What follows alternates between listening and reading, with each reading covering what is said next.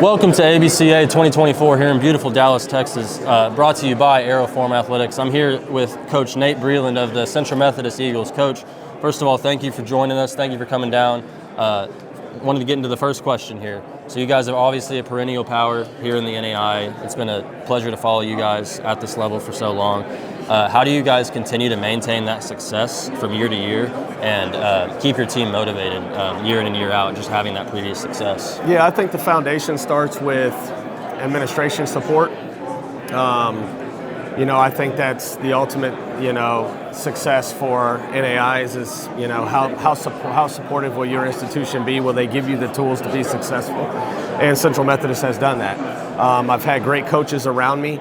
We've had the opportunity to recruit some really good talent that's come in and some that have moved on and played. And I think that's intriguing for players and athletes, in the transfers and high school kids is, the opportunity to come in and have a shot to maybe play and move on or have a chance to win, conference championships and play in the postseason. And, we're an energetic coaching staff, man. We get after it and I think the guys enjoy that. And I think that's also something the guys like to be around. Yeah, it's clear and obvious up there in Fayette. You've built a really, really great culture like you had touched on previously, an energetic staff. You're always bringing the fire. Your teams are always emotional, at least from my knowledge, for sure. You mentioned guys in your program in the past, Nick Merkel, Robbie Merced, the list can go on and on and on. But in 2024, who are some newcomers that we can be on the lookout for as we get into the season here? I think we're really excited about our pitching staff. I think our pitching staff's going to be, one of the better in the conference and one of the better in the NAI.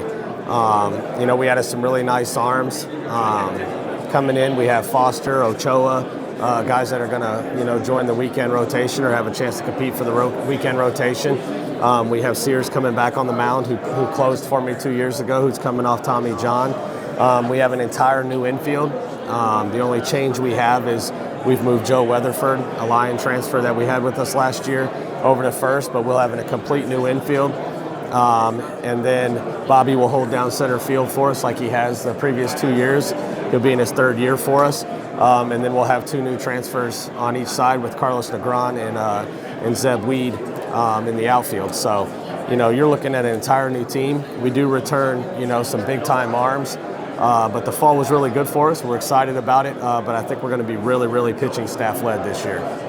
And with last year, a team with 7 opening rounds, the national runner-up there in 2021. With last year, you guys not making that return trip, how are you guys going to be motivated through 2024 with that tough non-conference, the Cajun collision, and then obviously into Hart play? Yeah, I think those things set the table. And, I think the Cajun goes 2 different directions for you. I think if you go down there and play really well, the team carries a lot of momentum and confidence moving forward that you can play at a really high level.